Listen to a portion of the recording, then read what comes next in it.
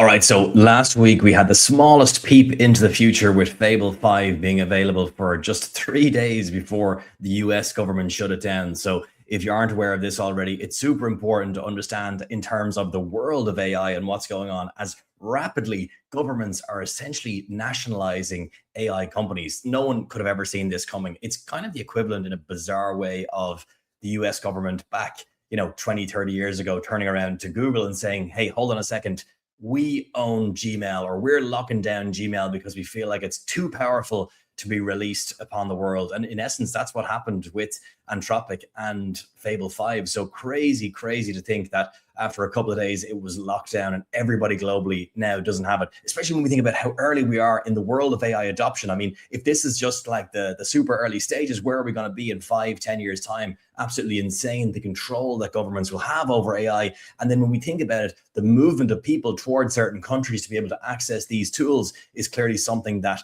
is going to happen. So anyway, Monday, let's jump into it. Anthropic released the most capable AI that has ever been available to the public. 3 days, bang, government switched it off in the US. So if you had spent your time thinking about building out a workflow, then unfortunately that's it. But let's get into the specifics of it. So June 9th, Anthropic basically launched two models, Claude Fable 5, which was made publicly, and Claude Mythos 5, a more powerful sibling restricted to a small set of trusted organizations. Anthropic described Fable 5 as the most capable model it had ever released to the public, with major gains in software engineering, knowledge work, vision, scientific research, and long-term autonomous tasks. So on the headline, Coding Bench, SWE benchmark verified, it scored around a 95%, the highest any public model had ever posted.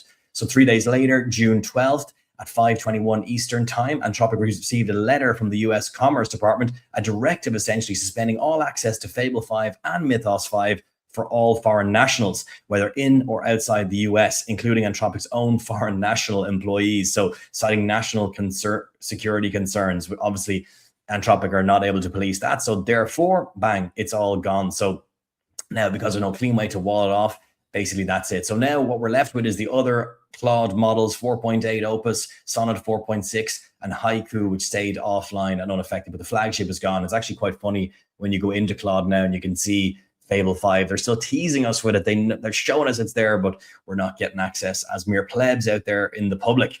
So why? Basically, like we said, apparently the Department of Commerce said that it was due to the fear that Mythos would lead to cybersecurity threats and a national security risk overall. So Anthropic's response in its own public statement was unusually blunt for a company complying with its own government for the most part. It said, following the legal directive, but it said that it disagrees that a narrow potential jailbreak could be grounds for recalling a commercial model already deployed to hundreds of millions of people. It pointed out that the same underlying capability exists in rival models, including AI's ChatGPT 5.5, and it argued that the standard supplied or was applied across the industry, it would essentially halt all new frontier models. So as of today, June 15th, it's still live and unresolved. Anthropic's technical team is in Washington in direct talks, apparently, with the US. And so, yeah, hopefully things get sorted here. Step back from the detail for a second, because there's two genuinely historic things happening. I actually think this is huge news just on a global basis of technology, not even with regards to AI. One is that, as far as anyone can tell, it's the first time a government has effectively recalled a commercially deployed frontier AI model after launch.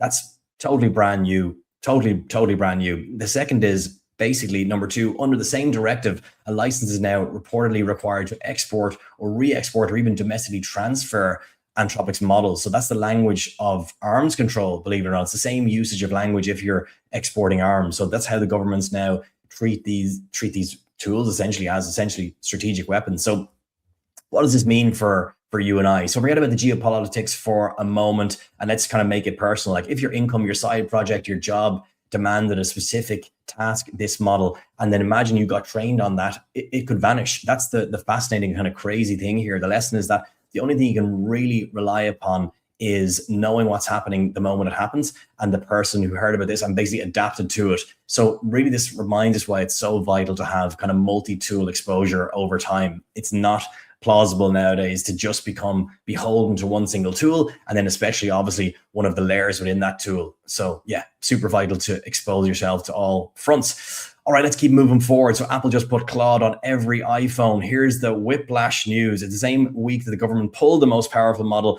Apple did the exact opposite, and they threw its doors wide open, wider than they ever have done, in fact. So at its developer conference, WWDC, Apple announced iOS 27, crazy that it's 27.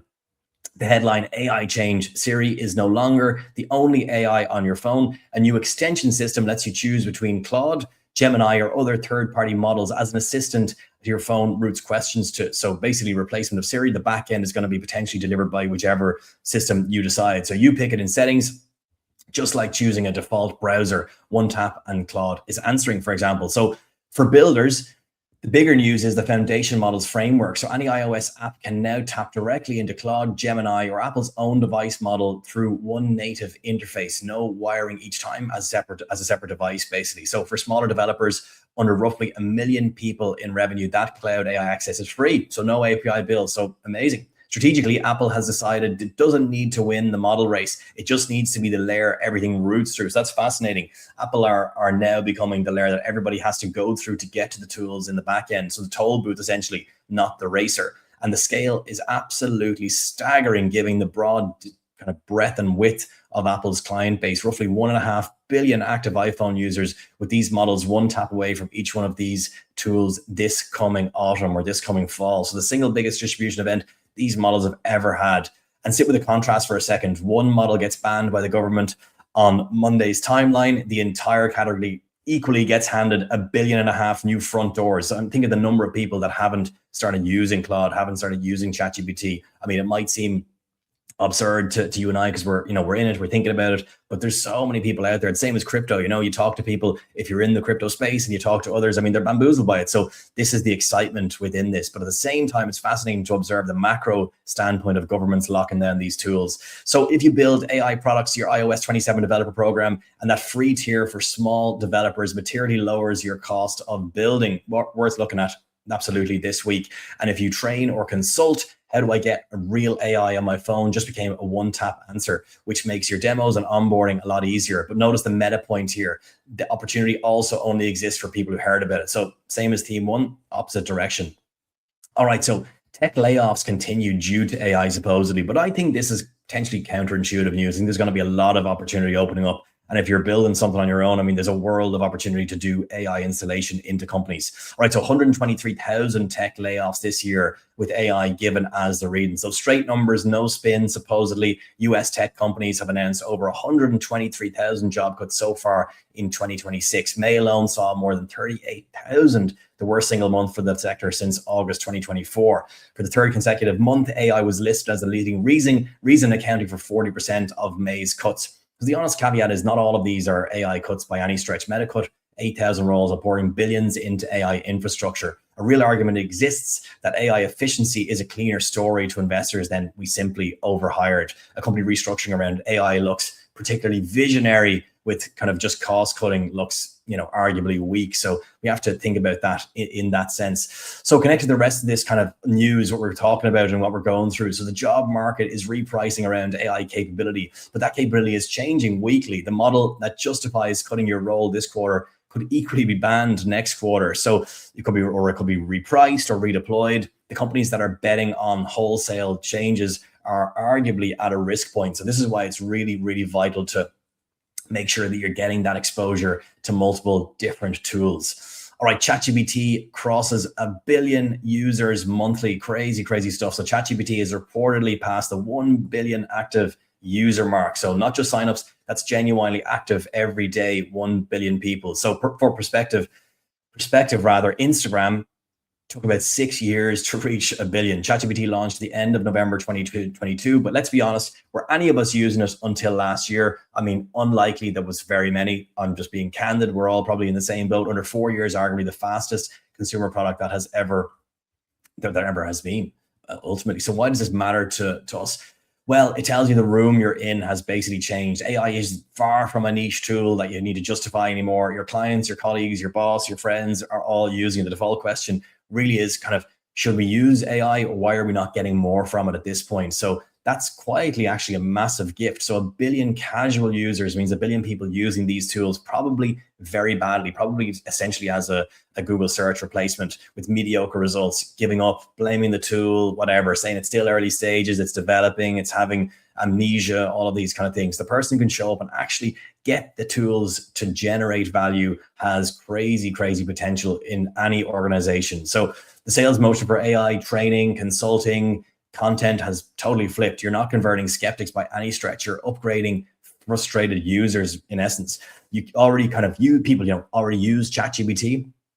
And basically what you can do is show them how to get 10 times more from it in any scenario. So really important to stay across. All right, so MCP becomes a standard with 97 million installs. So this is slightly technical, but we just touched on it ever so quickly. So Anthropic's Model Context Protocol, or MCP, crossed 97 million installs and has become the default standard for how AI agents connect outside their own little world. So every major provider now ships MCP compatible tooling. The Linux Foundation, for example, has taken it under neutral governance. In about 18 months, it went from an Anthropic experiment to shared industry infrastructure. So if this doesn't make sense to you, in plain English, basically, MCP is the agreed language that lets AI safely talk to other systems. It's a little bit like Zapier, which you'll probably come across with normal software. So, for example, CRMs, calendars, databases, project tools. Before that, every connection was bespoke, brittle kind of code writing. MCP makes it a standard plug and play. Think of like a USB for AI agents, one connector that everything can use. So this is kind of quiet news, but it's actually massive and another big step forward for Anthropic and how they're becoming the go-to point and slightly overlapping ChatGPT in terms of their usability. So again, think of it like Zapier as the one single point that gets you to access all other tools. So the connection to everything else today, models can come and go. We just watched one the other day with Fable, but the protocol layer underneath it is consolidating and stabilizing. So if you built an MCP compatible platforms like N8 or N8N or Make or Cursor, the most enterprise tools all qualify. Your work survives a model getting banned or surpassed because you can swap the model between the standard plugs. So you're building on that part that lasts ultimately. So what does it mean? If you run or want to run an automation agency, basic MCP literacy is now kind of fundamental. And it's also your hedge against everything that I mentioned in story one, the likes of Fable, for example. So building that standard, not on one model and the risk of a ban or depreciation with a swap leading to a catastrophe. So you don't need to be an engineer. One genuine focus hour on Anthropic's MCP overview this week will put you ahead of most people. So even just ask Claude to talk you through it.